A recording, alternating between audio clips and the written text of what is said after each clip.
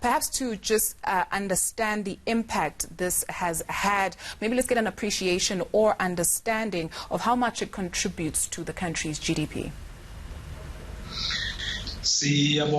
And thank you very much to you and the listeners. Tourism in eSwatini is indeed one of our mainstream for the development of the country.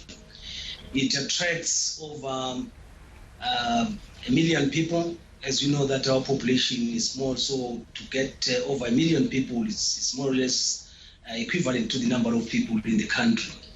But it also contributes close to 5% of our GDP and employing over 26% of direct employees in the country. So indeed, it is one of the sectors that's of importance in the Kingdom of Eswatini.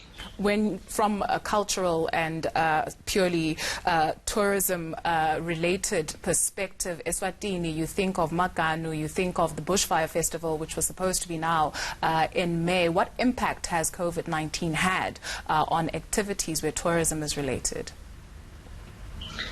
You are right.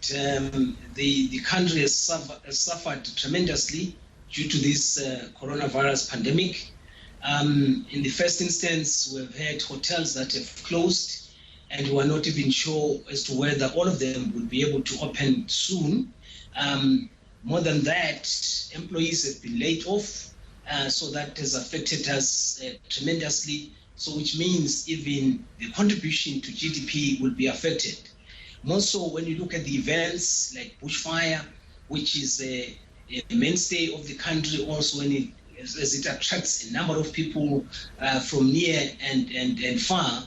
It means all of those tourists that were going to flow into the country have now cancelled their trips. Most of the hotels are not gaining the occupancy that they usually get on an annual basis. So this will have indeed been affected tremendously, because you have to realize that tourism and travel are just one. If the borders are closed, the airlines cannot fly from country A to country B. It means the tourist industry is heavily affected. So Eswatini indeed has also been affected in this regards. Small businesses bearing the brunt. What interventions has the country put in place to assist and boost those businesses? Indeed, the tourism sector has got a huge value chain system, which includes the small businesses.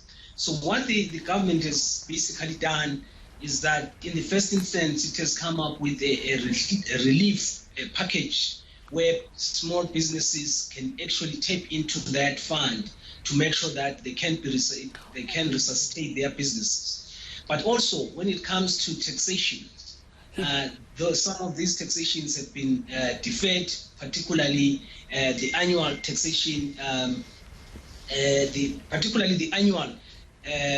taxation which has got to be submitted to the Revenue Authority. It has been deferred for another 3 months.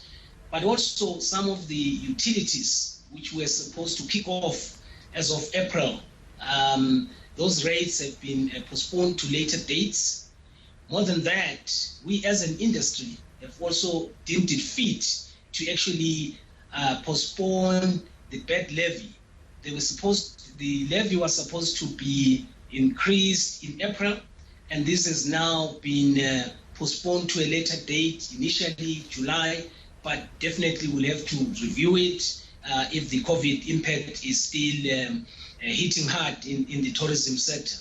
The central bank has also come up with some relief programs, some of which are related to ensuring that the banks can assist some of our smallholders, including the hotel industries, but also when it comes to interest rates, some of them and discount rates have been reduced to make sure that those industries who want to have their economies, who want to have their industries supported quickly through soft loans, can be able to obtain them at lower interest rates. So all of these are part and parcel of what we are looking at. But more than that, as a country right now, we have formed what we call an economic recovery team. That team is trying to look at the now, which is the containment period, the recovery period, what do we do then, and then the future. What are the things that we need to do to make sure that our hotel industry, our hospitality industry can thrive once again and bring all of those people who come to Eswatini and say, wow, this is a place that we want to be. You speak of the future and reimagining the future. It is often said that in crisis, an opportunity can be birthed. How would you characterize the future of tourism for Eswatini? Indeed, for any pandemic, for that matter, it also creates opportunities. So we see huge opportunities when it comes to the future. For one, we've not explored the domestic tourism to make sure that Emaswati visit the country and they know the east and west, north and south of the country. So we believe that if that is explored, as we are about to unleash a very strong strategy with our tourism authority to make sure that Emaswati visit the country, that in itself is an opportunity. But also, this country has had a very good fortune in that we have a charter plane that is now going to be based in the country, because we see that initially charter planes are going to be very important for people to travel from one place to the next. So I think that is also an opportunity. But it also creates an opportunity whereby we can now work hand in hand with our neighbors, South Africa, Mozambique, and the SADC at large. Because with tourists coming from afar, coming from America, from Europe, the issue of complementarity will become very, very important. So that means that we should now be having a package as one, so that when they come, then they will be able to enjoy the bouquet, let's say in South Africa, as well as then come to Eswatini. You have to realize that if somebody leaves Europe, he or she, when she's having a passport, she would like to see maybe 2 or 3 countries being stamped on a passport. So we believe that this is another opportunity that we will have to look at, so that our tourists can visit Southern Africa and enjoy all the beauties, the sceneries, the cultural activities that are obtaining and for the better of Eswatini as well as Southern Africa.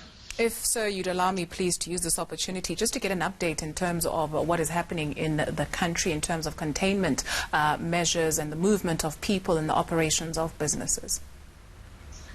The country entered into what we called a partial lockdown, because we had to open certain businesses and other essential services to make sure that our country is supported in a number of areas.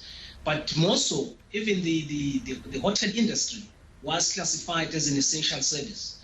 But this partial lockdown has enabled us as a country to make sure that the health system can be able to source the various equipments that they need, so that if there is a surge in this pandemic, then we'll be able to assist and help the people so that they can recover at ease.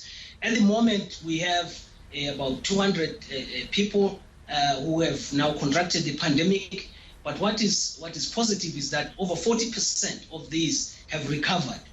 We have had 2 deaths, but we think that we are in the right track. The health system is becoming stronger and stronger, so that if and when there is a surge, we should be able to contain, we should be able to help our people so that they can be lively and start getting into the visitations of various countries, because we want them to be at home, relax, but thereafter say, let's get going, let's visit our country, let's visit our neighbors, because that's what tourism is about.